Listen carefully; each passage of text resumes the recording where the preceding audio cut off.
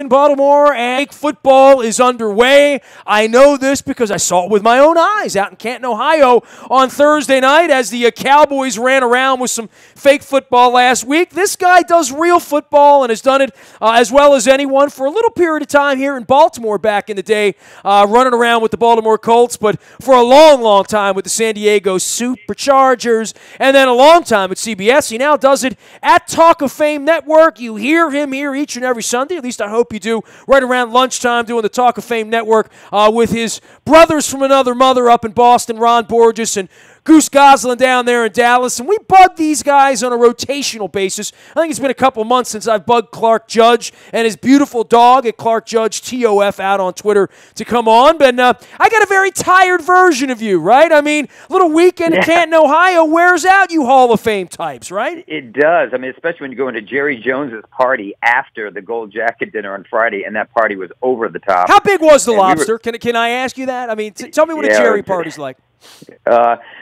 Wow.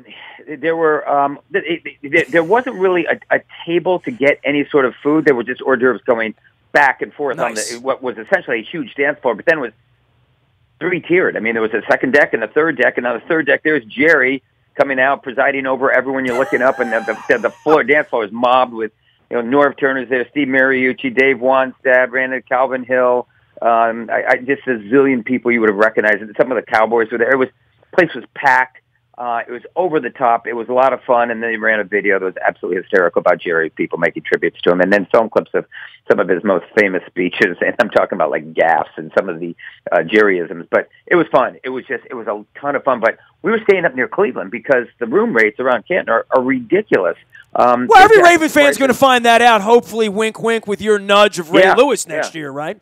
I would think so. I mean, listen, somebody asked us, I was there with Rick Osson and Ron Borges, three of us, or three of the 48 selectors, and they were saying, well, who's coming up in 2018? We go, Ray Lewis. And they said, was he a first ballot Hall of Famer? We said, yeah, I'm not sure why he wouldn't be. Yeah, he is. So, yeah, Ray Lewis, you'll find a lot of Ravens fans up there, 11 number 52 jerseys in the audience next year. Well, for this year's class, and, I read your comments into the wee hours. I was awake when you were catching a flight out of Northern Ohio on Sunday morning. This was a nice class. The one thing, there's such pushback on Jerry Jones, right? And there's kind of pushback on owners all around, right? Like the Modell thing, and look, I could come in here and whip you around about it. I'm sure I could do that all day about why Art deserves to be in if Jerry Jones deserves to be in. But there is a little pushback on all of the Tagliabues and the Jerry Joneses from the fans, of all types, because there is no real measurement there when you let Al Davis in, right? Or when you let a Ralph Wilson in. It's just, did you hang around a long time and did you make a lot of money? And did you win some football games? And I guess if you owned a team 30, 40 years, you won. I mean, certainly Jerry hasn't done much in the last 20 years in that way, other than grow the money, which everyone in the room seems to like. Well, that's the reason he's in. It's not because of his record as a GM, but I would tell you, I think they said during his tenure he's had more Pro Bowlers than anyone in the league, which I didn't realize. But I will tell you this, in his, what I guess it is 30 years now, close to 30 years as the owner, they've been to 3 Super Bowls and won them, That's better than both teams in L.A. combined right That's now. One more than we got. Yeah, I mean, so he doesn't have anything to apologize for, but that's not why he's there. He's there because he's a marketing genius. He's there because of what he did with the TV contracts, and he basically told the NFL, as you said, how to grow money, and people have emulated him, and now they look up to him. And throughout the league, they look to Jerry Jones first when they want to do something, and he's innovative, imaginative, and he's changed the way business is done in the NFL. And you mentioned, there's a pushback on Jones and Tagliabue. No, there's a lot of pushback on Tagliabue, and that was a very pitched and heated argument earlier this year when his name came up. There wasn't with Jerry Jones. I think people said it. With Jerry Jones, he had all these ideas, and people said he's a maverick. Well, it turns out those ideas have been accepted by the league, and he's been looked at as sort of the guy who's at the forefront of marketing and marketing genius. He is Clark Judge. He is one of our marketing geniuses here. The Talk of Fame Network's heard every Sunday here, as well as at talkoffamenetwork.com. Clark, along with Goose and Ron Borges, do a bang-up job of covering the National Football League and pro football in general as Hall of Fame voters. And they were out in Canton, Ohio this weekend seeing guys that you gave the nod to, and obviously Ray Lewis is going to be a part of that. One thing about this is when it happens, and I know in the wee small hours, you were very critical of the length of these speeches. Dude, what is going to happen when they give Ray Lewis a microphone next year? And I really do hope that on the back end of it, because I saw his speech for Colin Kaepernick last week, I give that the John McCain thumbs down for how free speech should be handled in our country. Shut up and play football should not be Ray Lewis's message to anyone, in my opinion. So I'm fascinated to know what that speech will be about. But I tell you what, Kenny Easley and LaDainian Tomlinson over the weekend were, universally renowned and applauded for their messages, especially Easley in regard to, violence and death in our country, right? Well, there's been some pushback on that, too. I mean, I've heard, listen, as long as you've got social media, everyone's going to have an opinion, and you're not going to satisfy all the people all the time, and there's been some pushback on there. I thought he had a good message. I mean, and I didn't think it was aimed at anyone in particular. I thought it was just simply, hey, listen, these young black men are dying. We've got to stop that. And I think he's absolutely right with Daniel Thomason, about being all-inclusive and accepting everyone. I mean, that sort of should be the universal message. I like the fact that both of them did it, but the point is that all these speeches, with maybe the exception of Morton Anderson, he was the only guy who went under 20 minutes, most of the speeches went too long. Now, Jerry Jones was entertaining, and the stories were fascinating. I mean, I love a guy like that. Last year, Brett Favre went 36 minutes. That's way too long, but I could have listened to 36 more minutes, because if you've got a good storyteller, and he's a good storyteller, so is Jerry Jones, you don't mind it, but that's rare. And you find guys going on, and by the time Kurt Warner took the stage at, I think it was like 11:07 or something. Things started at 7 o'clock. There weren't many people left. There just weren't many people left. And that's unfair to Kurt Warner. It's unfair to the people who are on the stage who sat through it, the other Hall of Famers. And they aren't young guys. And that thing ended at 11:45. It started at 7. And so, Nestor, I don't know how you stop it. I mean, they turned the teleprompters off, but guys who started reading the messages or they started ad-libbing. They just kept going on and on. Somehow, somewhere, they've got to find a way to pull the plug on this. And I was talking to someone from Pro Football Journal, who's a historian, and he said this started around 2002, 2003. All of a sudden, these speeches start getting longer and longer. And you don't have to be long to be good. I mean, long or more doesn't necessarily mean better. One of the best speeches I've ever heard was Fran Tarkenton on Mick Tingelhoff. I don't know if you remember that. That was a couple years ago. Mick Tingelhoff is suffering from dementia, and he got up there and he had asked Fran Tarkenton at the last minute, could you speak for me? Because he just was afraid that he wasn't going to remember anything. Tarkenton got up there, started to speak, broke down, sobbing, and his speech, I think, went something like 1 minute and 7 seconds. Unforgettable. It was the best moment of the evening. Well, you know what?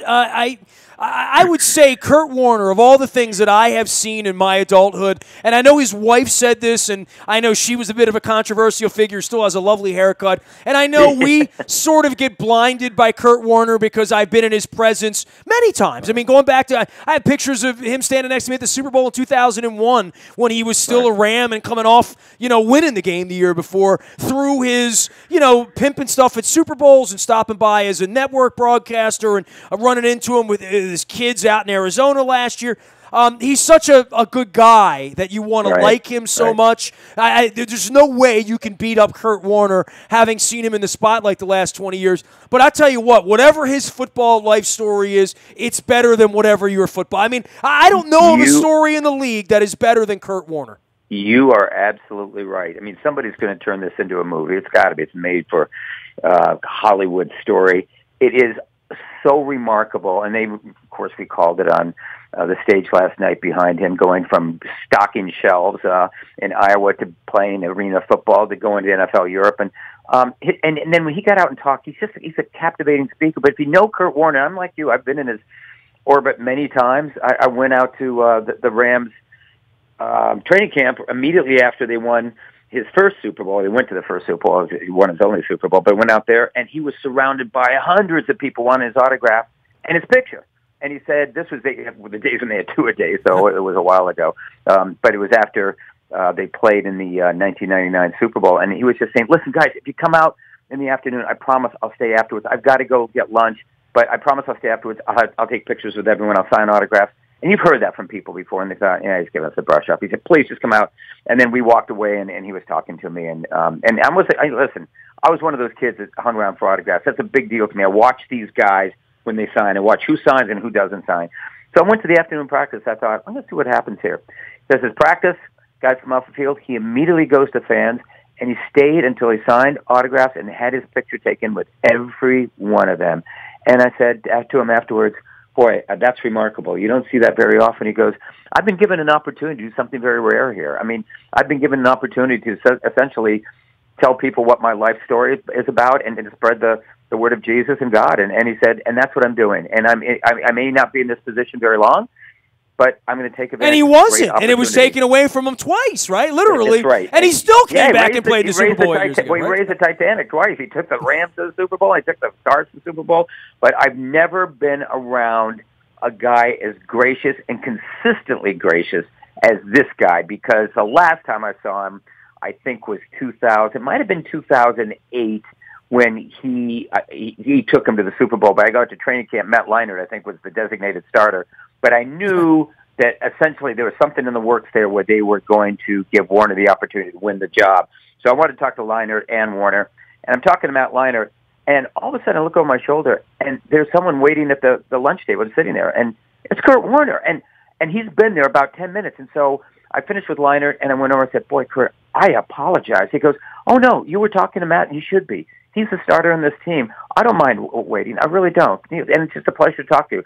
How many guys tell you that? You know, when they're waiting 50 minutes, they're gone. If they're waiting 2 minutes, they're gone. And he's so gracious. He's so consistent. And, you know, some people preach religion. He lives it. And there's just a goodness about him. He's a guy you want to root for. And you know what? I felt like last night, hallelujah, that he's up there, because he's a guy you can say to your kid, you know what? There's a guy you want to emulate. Kurt Warner. That's the guy you want to be. He is Clark Judge. He is one of our dear friends. You can follow his journey at Clark Judge TOF. That's Talk of Fame. The Talk of Fame Network football programming is heard here each and every Sunday right around lunchtime. You'll definitely want to tune it in, as well as to go out to talkoffamenetwork.com as well to learn more about Clark and his beautiful dog that he has on Twitter. All right, Clark, you spent 4 days out in Canton, and clearly they fixed that stadium up. Clearly there's going to be a lot of people in purple, and I'm wearing some purple right now on our YouTube and our Facebook Live. We'll be going after Ray Lewis with your votes as well in early February. How much was the Kaepernick thing a backdrop this weekend? Black, white, young, old, good, bad, left, right, rich, poor. This is a hell of a story, and Goodell and Bisciotti got swept up into it a week ago here. I've had this opportunity to pepper John Harbaugh and Goodell and Brian Billick, amongst others, this week. I can't imagine it wasn't a story in Canton, right? Well, it wasn't. Honestly, it wasn't. I mean, going into the week, it was. I mean, I thought this is going to be something that comes up. Really didn't. I mean, honestly, really didn't. And I went to all the interviews, talked to guys, spoke to Roger. Actually, Roger and I went to I go to the game just before kickoff. I thought, I'm going to wait till last minute because I wasn't really interested in seeing this game. I go to an elevator, and here comes this, all the security. As Roger coming, comes to the door. Hey, Clark. Hey, Roger, how you doing? Going up the elevator. Yeah, the elevator door is open. It's all fans. And no one from security said, listen, you got to get out of there, make room for the commissioner. No one said anything. Fans didn't move.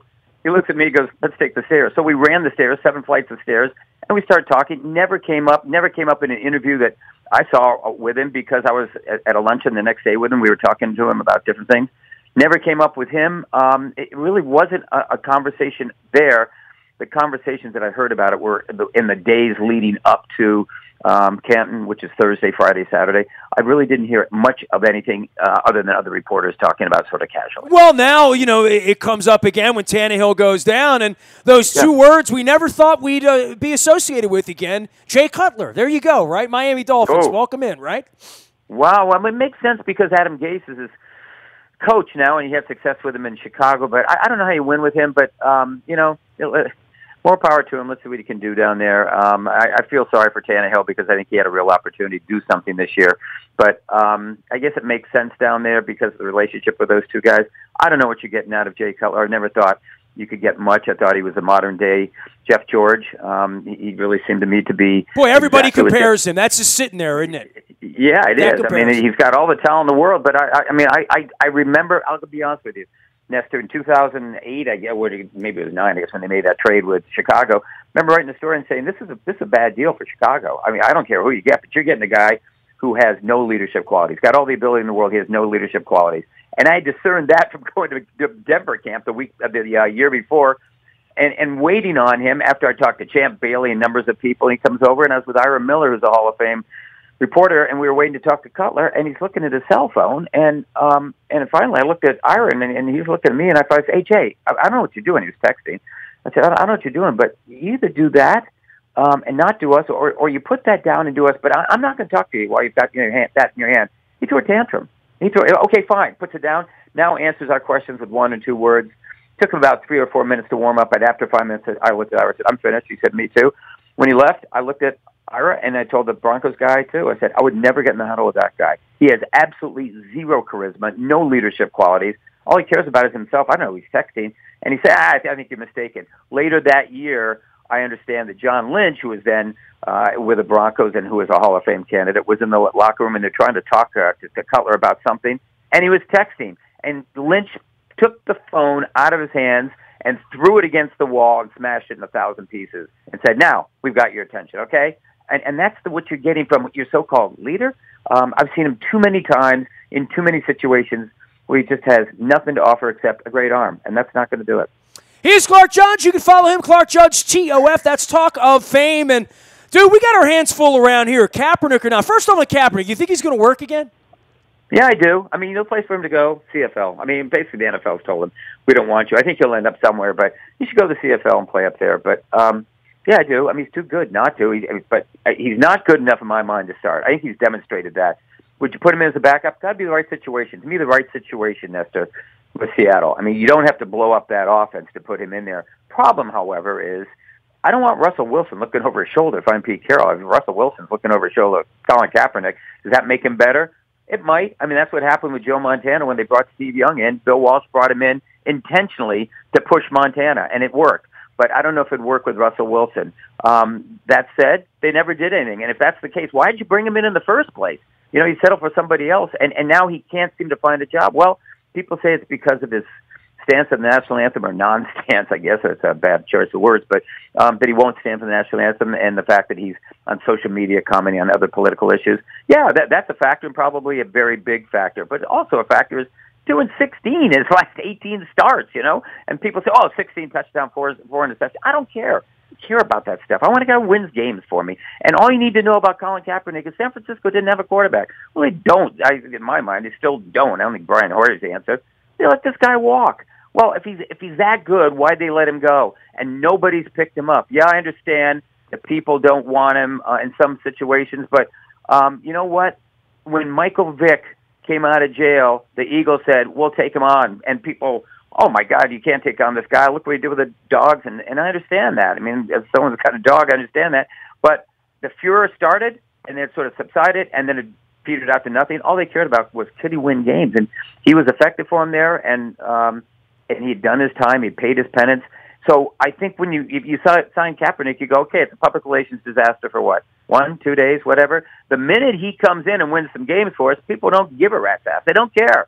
All they want is a guy who can get them over the edge. And with Kaepernick, he hasn't been able to do that. As I said, 2-16, 18 games. Clark, it's tough to talk about the Ravens right now in any real terms. People are asking me everywhere I go. I'm at the farmer's market Sunday. I'm around town, walking through the harbor. Hey, how are the Ravens going to be? And the first question is, is Joe Flacco going to be upright or not? If he's not upright, they're probably not going to be any good. I can't fathom that unless they have some Kurt Warner story around here with Ryan Mallett, which I don't think any of us really believe is real. We've seen Ryan Mallett throw the football around a little bit. But if Flacco is okay, it's still kind of sticky around here. I mean, they had a hell of a lot of questions before Joe's back got tricky last week. Yeah, kind of sticky. I mean, you got to protect him, first of all. You've got to have some wide receivers. I understand Macklin's in there. But what's going to happen? I mean, who's going to be the outside threat? And do you have enough ammunition? You just lost a running back. I mean, you're going to get a running game. But to me, it's protecting Flacco. And when he comes up with a back injury, boy, that's a huge red flag. I mean, if a guy injures his wrist or something, back injury, that's how people retire. That's what sort of the first step towards retirement. Joe Flacco, to me, is the key to everything here. You said they're probably not going to be any good. No, it's over. If Flacco doesn't play, it's over. You're not going to win with Ryan Mallett. You're not. And you made defensive improvements, and I understand that's what the Ravens are all about, all right? The secondary has been improved. You've got people back there who can play, and that's good. That's where you start with when you're Baltimore. But Joe Flacco is a great deep ball thrower. You've got Wallace on the outside. You got Macklin. You got to protect him, and you saw what happened last year when you couldn't protect him. And you've lost some key people up front. I don't know what the Ravens are going to be. I never bet against them. But if he's hurt, it's over. I'm just telling you. I don't care what comes in there. It is over. You don't have a Tom Brady story here. You don't have something like Kurt Warner. It's not one of those stories. Ryan Mount's not the guy. I don't care if you have a lights-out defense. You know, a different situation in 2000. You had Ray Lewis, Ed Reed. Ed Reed wasn't there. But you had Ray Lewis and great defensive players, great secondary. That's not this defense. This defense is better than it was last year. It has to be. But how you can put points on the board? And the answer is I don't think you can. He is one of the few who vote for the Pro Football Hall of Fame. He spent the weekend out in Canton with lots of bust and long speeches and is back on the beat for fake football. We got 4 whole weeks of fake football, Clark Judge. You're going to be excited. I love that description. That's sort of fake football. Well, I mean, listen. Exactly what it is. We get all lathered up, and I've got the tickets, and it's circled on my calendar for Thursday night, and I'll be damned if the Redskins aren't coming in. Nothing gets my blood boiling like a Redskins jersey, let me tell you that. And then you get out there, and it really leaves a little, it's like a meal with no salt, no sugar, no spice. It's just, it's like eating cardboard, man. I mean, it really is, right? Nothing gets your blood boiling like Peter Angelo's. That's what gets your Well, it's still baseball season now, Clark, so you know that. I know, and then the O's are doing okay. I mean, they're still hanging around. When football comes back, I'm tantalized by it, too. And then I watched like maybe a quarter or a half or something. And I remember I'm up here in New England. Last year I was watching some of the New England games, and I thought I want to take a look at Jimmy Garoppolo. That was the only reason I wanted to watch him. And so when I saw what I saw, I went, okay, that's it. But if you have to sit through the whole thing, God almighty, it's water torture.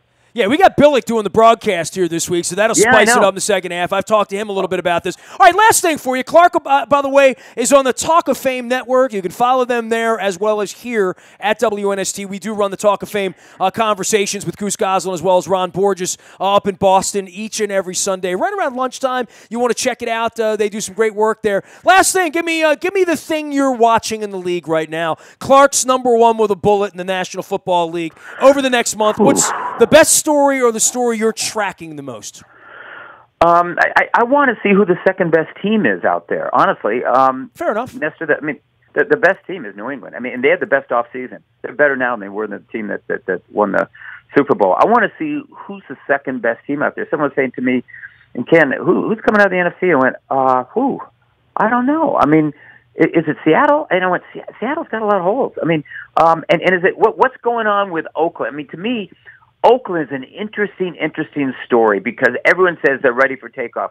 They're so ready for takeoff that some people say they're going to win the AFC. I don't believe that. If Tom Brady's upright, I don't believe that. I think when you bring a quarterback back from that kind of injury, having seen Carson Palmer and Roethlisberger and Flacco and Brady, I'm not all in on them just picking up where they left off last year.